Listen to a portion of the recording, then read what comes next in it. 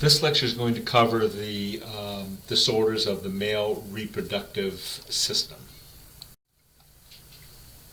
Okay, so the disorders of the male reproductive system that we're going to cover in this lecture is BPH, which is benign prostatic hyperplasia, prostatitis, or the inflammation of the prostate, prostate cancer, orchitis, which is the inflammation of testicle or of both testicles, testicular cancer, and we'll touch a little bit on erectile dysfunction. Okay, these are a couple illustrations of the male reproductive system with their surrounding structures. You'll note that the urethra passes through the prostate as it leaves the bladder.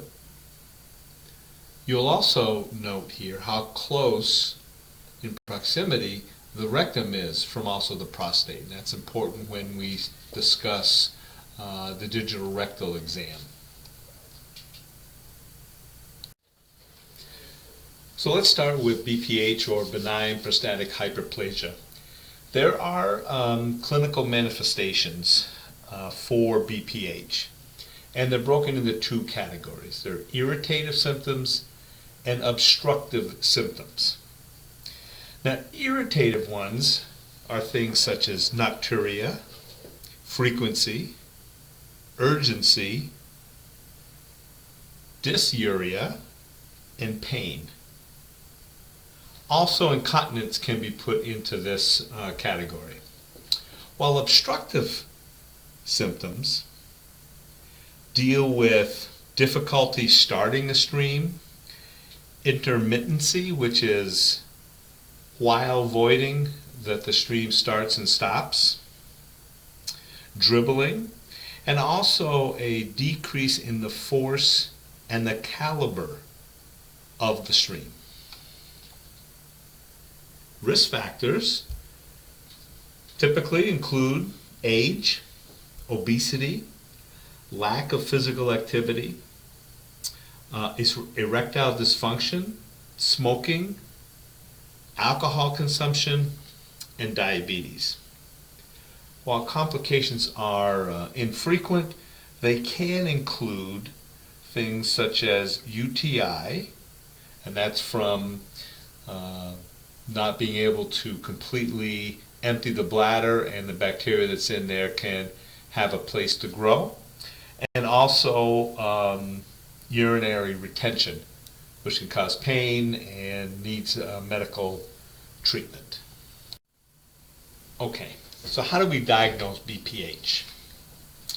As with other disorders and diseases, we're going to have a thorough H&P. We're also going to perform a digital rectal exam. And with this exam, they can differentiate sometimes between BPH and prostate cancer, as BPH is just an enlarged prostate, and so it will feel enlarged but smooth. Whereas with cancer, prostate cancer, it'll feel more bumpy because of the nodules. If there's an abnormal DRE and a PSA test comes back that's greater than 4, then we refer them to a urologist, and at that time they will probably have a transrectal ultrasound, or TRUS, done. What the TRUS does is it can determine the size, location of any maybe tumor. They can also take a biopsy using this transrectal ultrasound.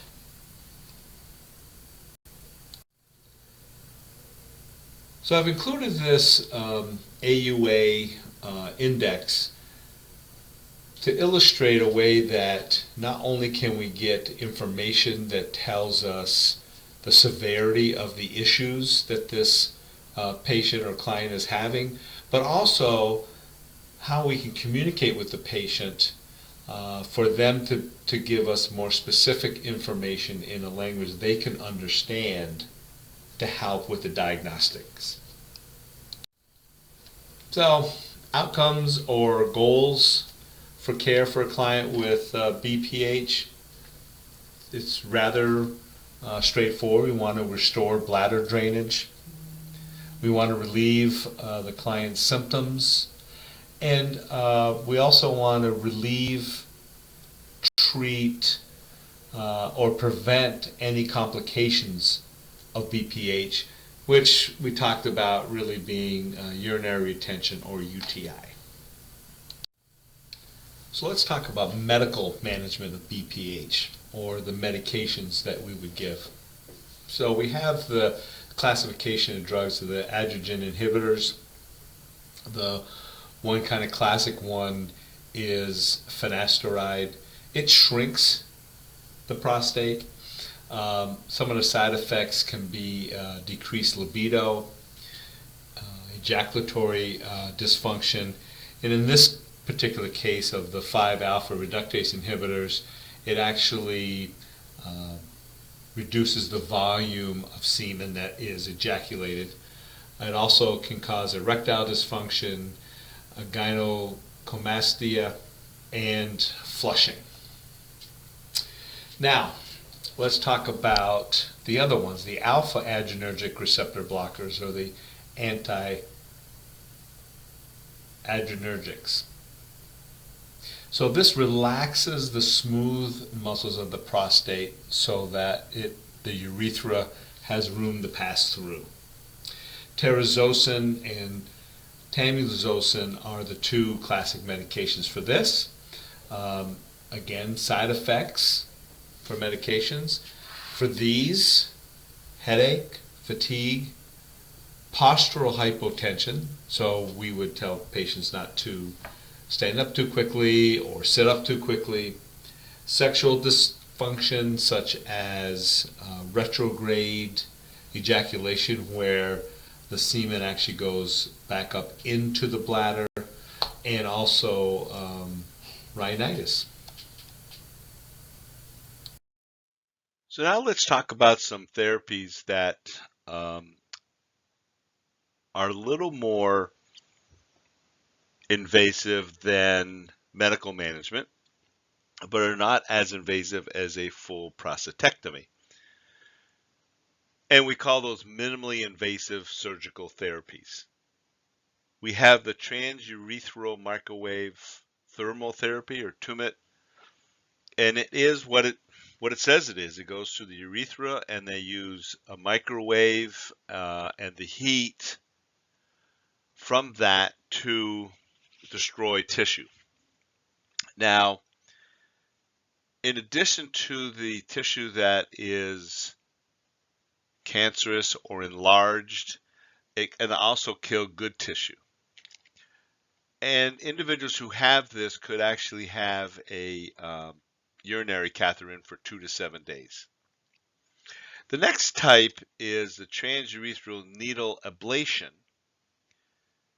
And like a cardiac ablation, it also uses heat or a low wave microfrequency to burn out the tissue that we want to destroy. The difference between this and the TUMIT is this is more precise, more pinpoint. And finally, we have the laser prostatectomy. Now, the laser can go in and not only cut out that tissue that we don't want to have in there, it also coagulates, so there's less bleeding involved with this, and it also vaporizes that tissue, so we're not going to have tissue blocking the urethra. Okay, now let's talk about the invasive surgical procedures for BPH. The TURP, or the transurethral resection of the prostate. There's no external incision.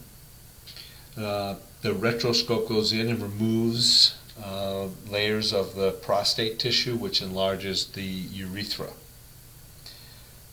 Post-procedure, there's a 3-way indwelling catheter that allows for bladder irrigation either intermittently or continuously. It is considered the gold standard, but now that we have those other minimally invasive treatments, we're doing less of those. And the primary reason is it's longer hospital stays. So we're getting that patient out of the hospital and back home quicker.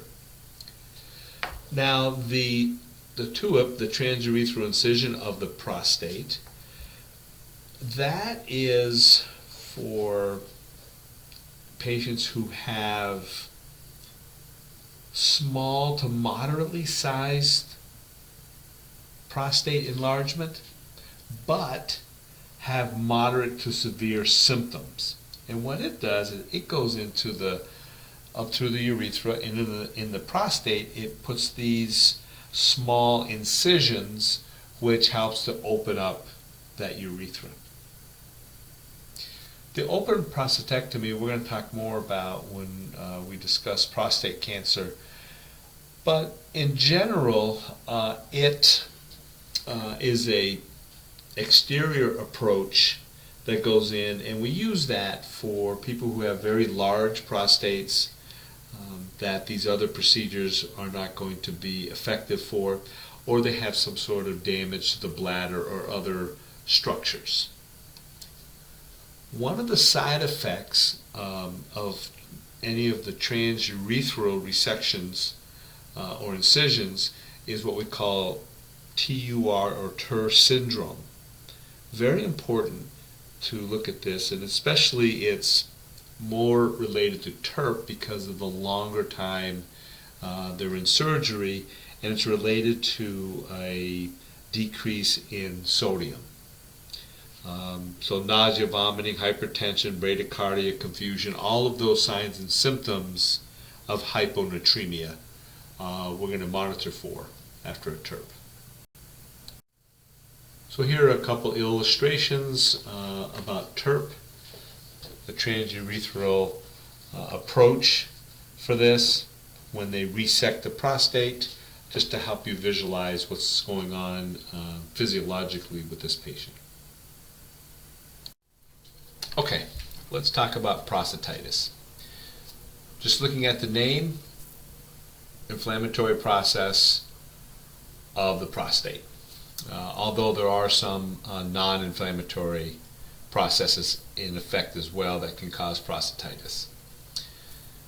So we have 4 types. We have acute and chronic bacterial prostatitis caused by some type of microorganism, most commonly E. coli, somehow reaching the prostate. Chronic bacterial prostatitis is the most common reason for men to develop UTIs, and unfortunately they're recurrent, and that's why we're talking about it being chronic.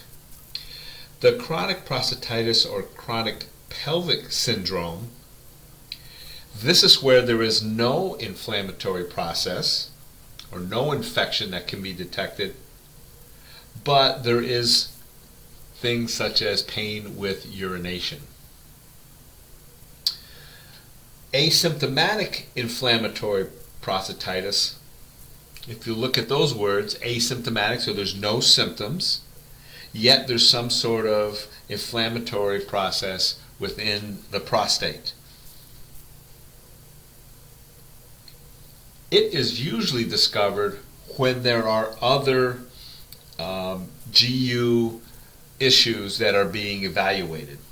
And the signs and symptoms are what you would think typical: fever, chills, dysuria, perineal and back pain, urgency, and nocturia. So now let's talk about how we diagnose and treat prostatitis. First, a digital rectal exam is going to be performed to see if there's any abnormalities. There may not be. We're also going to send off a urinalysis to see if there's things in the urine such as white blood cells. Also, we're going to send a urine out for culture and sensitivity, not only to find out if there are microorganisms in it, but what would be the best antibiotic treatment for it. And those antibiotics could be administered by IV if the symptoms are severe. We're also going to help with pain management and comfort management, and one of the things that we can do is administer medications such as tamsulosin that helps relax the bladder. We may also have the patient do a sitz bath. So now we're going to talk about prostate cancer. This illustration shows you what a normal cells look like and then what cancerous cells look like. And in this particular case, it's specifically within the prostate. As you see that overgrowth of abnormally sized and shaped cells. And you can see that it causes a blockage for urine to go through the urethra. So let's talk about prostate cancer. First, it's very slow growing. It is the second most common cancer in men, skin cancer being number one. It's also the second leading cause of death by cancer, only surpassed by lung cancer. Now, in the early stages, patients can be asymptomatic, so they have no clue that they have this slow-growing cancer within the prostate. As it continues to grow in the early stages, it could have some symptoms related to BPH. However, in the late stages, especially if it metastasizes, where it goes into the lymph system, it can go to the bone, like the pelvic bones, bladder, liver. You're going to develop more pain in that lumbral sacral area.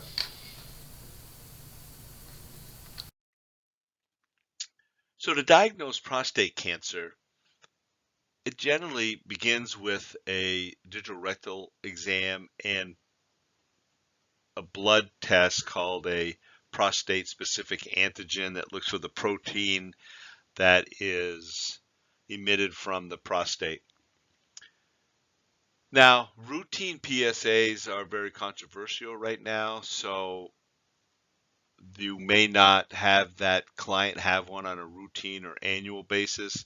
They may do it with symptoms. The other thing is that the PSA and a DRE cannot determine the difference between BPH and prostate cancer. So that's why we would do a prostate biopsy, which is the most definitive test for that. You may also have a bone scan, MRI, or CT to see if that prostate cancer has metastasized anywhere. So, staging of prostate cancer. Just like other cancer, you'll have a TMN score, the size and extent of the main tumor or primary tumor, the number of lymph nodes that are nearby that have cancer, and whether it's metastasized to other parts of the body. I've already talked about a PSA level, and then there's a thing called a Gleason score.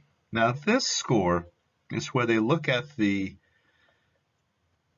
cancerous cells or the cells under a microscope, and it's the two leading types or the most cancerous cells that are there. There are different types of cancer cells, and so they take the top two, and that score for each one of those cancer cells goes from 1 to 5, and so the total score, of course, if you add those up, would be a score between 2 and 10.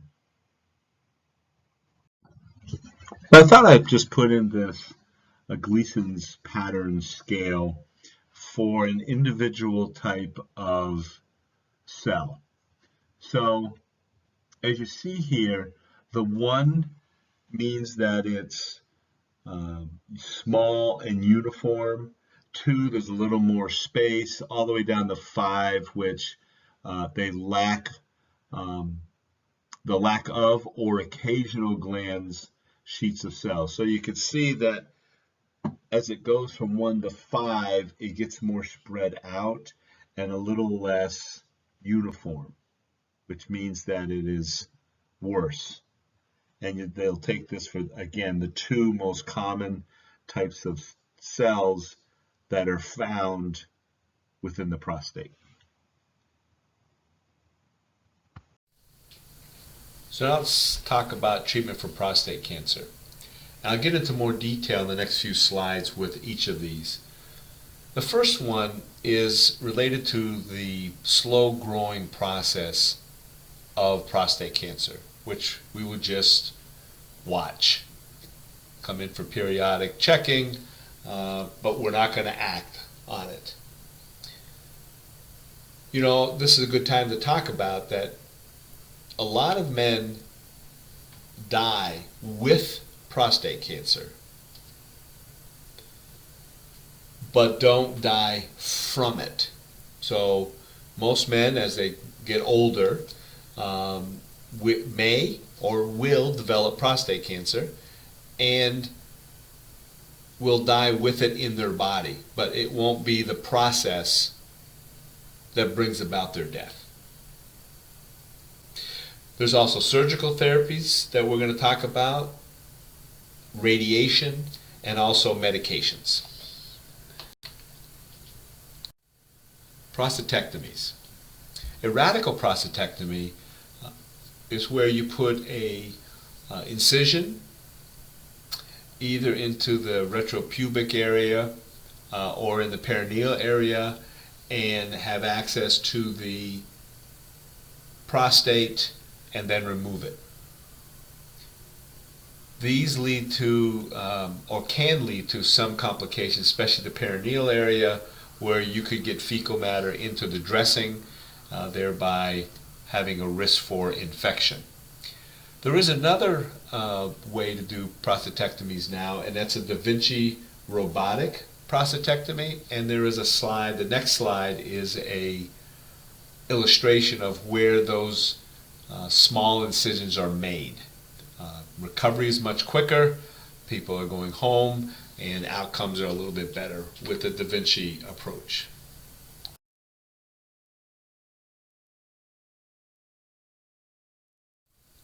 So after a radical prostatectomy, they're going to place or during the surgery actually, they're going to place a urinary catheter, sometimes with a triple lumen. What this does is it helps with irrigation. Sometimes, and a lot of times, it's with continuous irrigation, and this is an illustration of that. The catheter will remain in for a few days. On the next slide, we're going to talk about some of the complications post-op, which include urinary incontinence.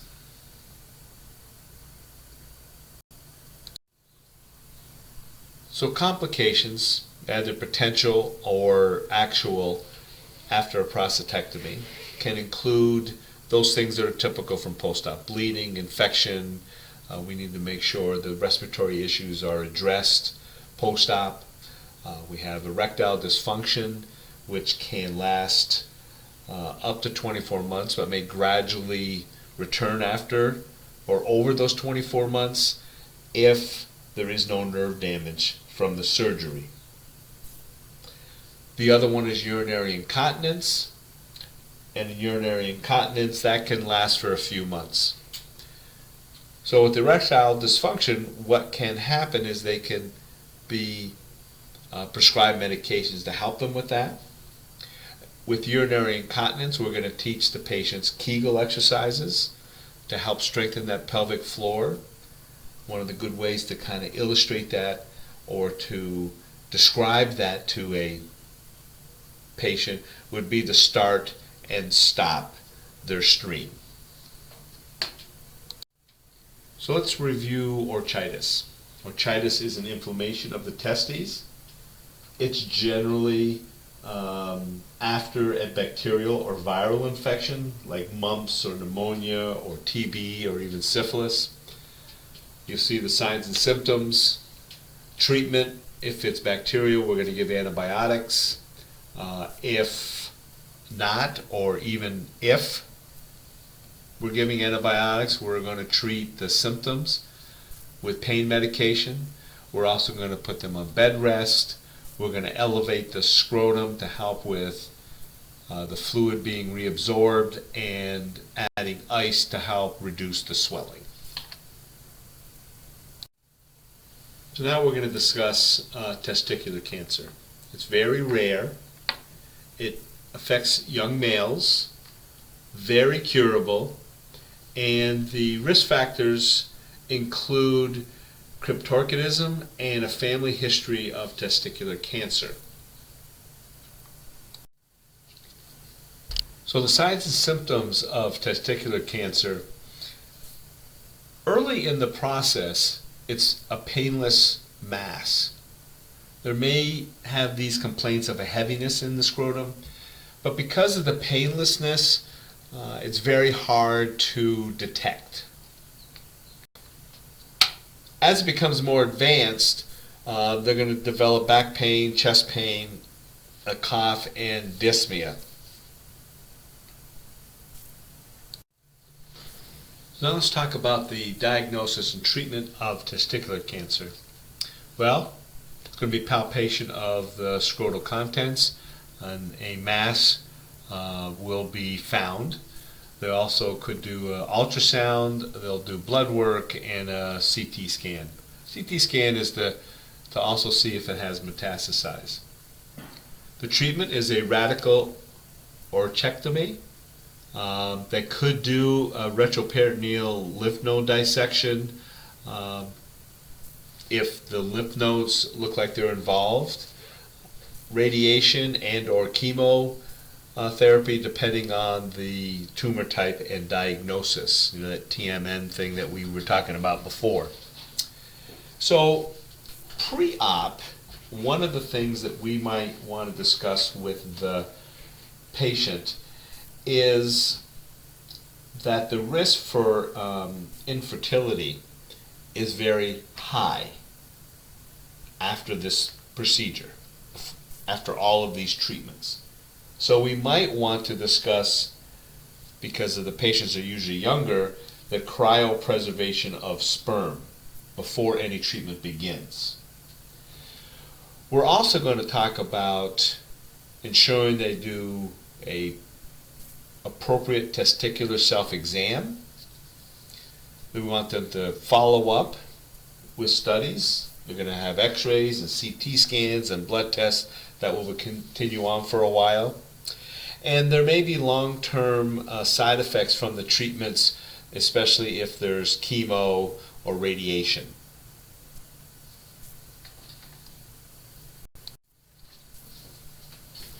So now let's talk about erectile dysfunction. Erectile dysfunction can occur from the aging process. Men beginning around 40 can start to see some degree of erectile dysfunction. It could also be caused from substance abuse, diabetes, any type of vascular disease, which makes sense. Could be side effects of medications. We talked about with surgery. For prostate surgery, ED could be a side effect from that. Of course, trauma could cause damage to that area, and it could also be psychological. So one of the things about erectile dysfunction, it's very hard for patients to talk about it. And generally it has to come from self-reporting. But with every other disease and disorder, as I've discussed earlier, we're going to do a very good history. There may be a digital rectal exam to determine if there's something with the prostate that's causing it. We're going to take a blood pressure to see if there's an issue with hypertension. It can also be associated with cardiovascular disease, which makes sense. And we're also going to do some lab tests to check to see if they have diabetes, see if the testosterone level is low. We're also going to check for prolactin, LH, and thyroid levels. The one thing about testosterone levels is those levels are sensitive to the time of day. So those have to be done early in the morning. So erectile dysfunction treatment can also include, and a lot of times includes, medications such as sildenafil and tadalafil. These act like nitrates, and that's why if a patient is on nitrates, these are contraindicated. The side effects are very similar to nitrates as well. It can cause headaches, hypotension, flushing, and can even cause a MI. So they need to be used cautiously. There are other medications and treatments that can be done, some of them over the counter. So we need to teach and educate our patients on the side effects of those, as well as any indications and uses for things such as penile implants.